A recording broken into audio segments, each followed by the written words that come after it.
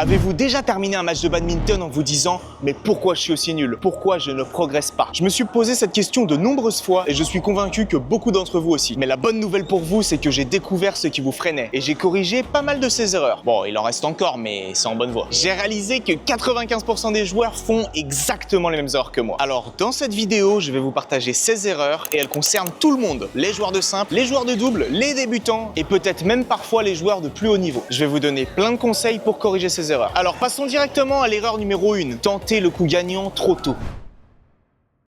Un exemple classique, c'est quand vous êtes en retard, sous pression, et là vous essayez quand même d'envoyer le smash de votre vie. Au lieu de ça, vous devriez penser à jauger le risque. Le risque fort signifie que vous êtes sous pression et déséquilibré. Votre seul objectif ici est de maintenir le volant en jeu et de rester dans l'échange. Ensuite, il y a le risque modéré qui indique un échange neutre. Il s'agit alors de mettre la pression en déplaçant vos adversaires, mais sans prendre de risques incroyables. Et enfin, le risque faible qui signifie que vous êtes parfaitement équilibré, en avance sur le volant et que vos adversaires sont mal positionnés. Et c'est précisément à ce moment-là, quand il y a un risque faible, que vous devez tenter des coups gagnants. Trop de joueurs tentent un coup gagnant lorsqu'ils sont dans un risque modéré, et ce qui entraîne forcément un contre ou alors une faute directe. Alors assurez-vous d'être dans le vert avant de taper. Très bien, c'était l'erreur numéro 1. Passons maintenant à l'erreur numéro 2, qui est se précipiter vers le volant et ruiner son timing.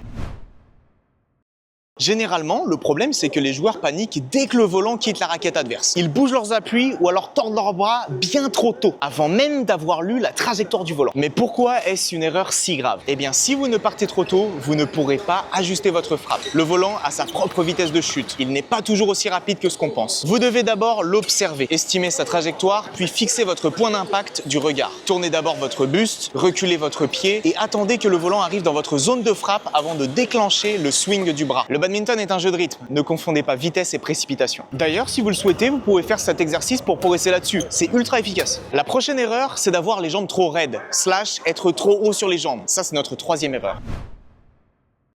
Personnellement, j'ai mis pas mal de temps à me rendre compte que si on est bien bas sur les jambes, on gagne vraiment en vitesse. Le cas le plus fréquent étant juste après avoir joué un coup défensif, ou après un amorti, ou alors en double quand votre partenaire sert devant vous. Ça vous rend tellement plus lent pour aller chercher le coup suivant, vous n'imaginez pas. D'ailleurs, vous pouvez faire le test. Vous essayez de vous mettre en double en retour, donc vous êtes derrière le serveur, votre partenaire, et vous essayez une fois jambes tendues et une fois jambes fléchies, et vous allez voir la différence. Mais la question c'est, comment se débarrasser de cette mauvaise habitude? Eh bien, vous devez tout simplement abaisser votre centre de gravité et plier vos genoux. Bon, bien sûr, vous ne mettez pas en position de squat, mais essayez quand même de descendre pas mal. Vous pouvez commencer à faire des routines d'entraînement où vous vous forcez consciemment à rester bas sur vos appuis. Avoir les jambes pliées agit comme un ressort. Ça vous permet de bondir dans n'importe quelle direction de manière ultra explosive. La quatrième erreur que beaucoup de gens font, c'est la fuite du filet.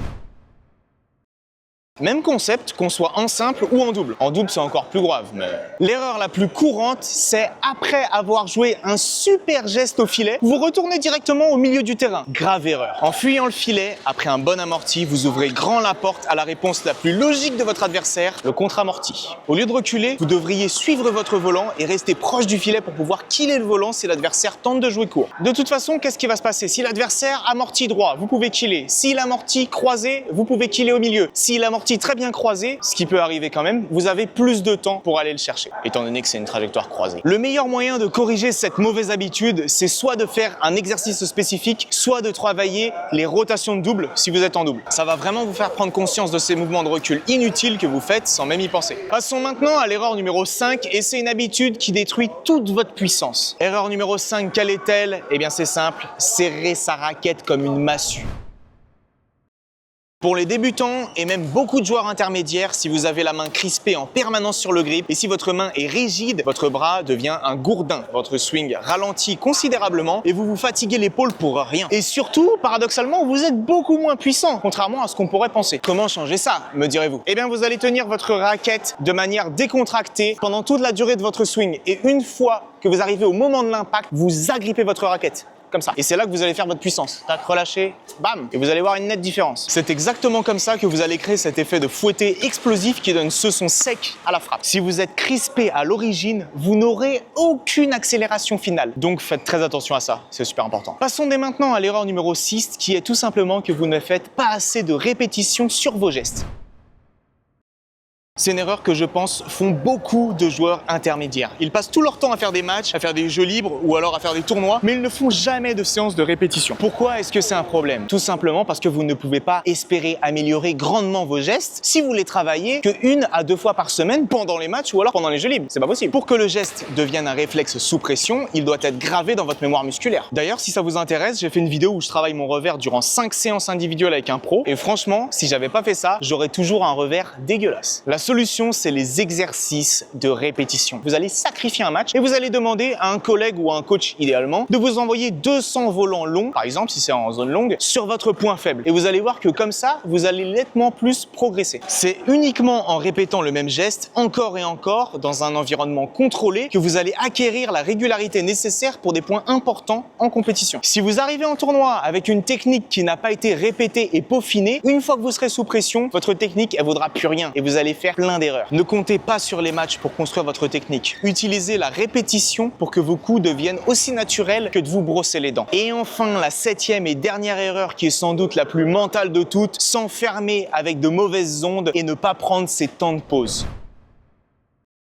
On l'a tous vécu en tournoi. Service au milieu du filet où vous boisez un smash facile et par frustration ou par honte, vous voulez rejouer tout de suite pour effacer ça. Résultat, vous vous précipitez. Les statistiques sont folles. Là où un pro prend 22 secondes pour se recalibrer, un amateur n'en prend que 7. Mais pourquoi est-ce que c'est une erreur fatale? Tout simplement parce qu'en courant vers le volant pour servir le point suivant, votre cerveau est encore bloqué sur le point d'avant. Et ça, c'est très mauvais. Bah oui, vous vous répétez en boucle. Rate pas ton service, rate pas ton service. Et votre cerveau, lui, il entend rate ton service parce qu'il comprend pas la négation. Donc du coup, prochain service, dans le filet. Se focaliser sur ce qu'il ne faut pas faire attire l'erreur et vous fait perdre toute lucidité tactique. En tournoi, vous devez apprendre à ralentir le temps. Pas comme dans les méthodes de triche, mais ralentir le temps à bon escient et de manière bienveillante, bien sûr. Si vous faites une erreur, vous mettez le volant dans le filet, un smash facile que vous ne pouviez pas rater, c'est pas grave. Respirez un bon coup, marchez sur le terrain, remettez en place votre cordage. Même s'il est déjà en place, on s'en fout. Prenez votre temps. C'est très important. Essayez de faire comprendre à votre adversaire que vous êtes toujours en place et que vous êtes prêt à en découdre. Répétez-vous dans votre tête, je garde la tête haute. J'ai fait une faute, c'est pas grave, je suis prêt pour le prochain point. C'est ce petit temps mort qui fera la différence entre un match qui coule et une remontada réussie. Et d'ailleurs, si vous voulez ajouter un gap dans votre progression, tous les ans on organise notre stage à Bangkok en Thaïlande. Vous avez le premier lien dans la description, tout est expliqué. C'est l'immersion ultime. On s'entraîne 30 heures par semaine avec des coachs professionnels. C'est le moment idéal pour décortiquer vos gestes dans les moindres détails, gagner concrètement en puissance de frappe et surtout intégrer tout ce qu'on a vu aujourd'hui. On ne fait pas que du terrain, on propose aussi des activités pour découvrir la culture locale, mais aussi du coaching mental pour que vous soyez inébranlable en compétition. Si vous voulez transformer votre jeu, vous avez le lien juste en dessous. Pour résumer tout ce que nous avons vu aujourd'hui, rappelez-vous que la clé, c'est la pratique délibérée. Ne vous contentez pas d'aller sur le court et de jouer des matchs en répétant ces 7 erreurs. Par exemple, aujourd'hui,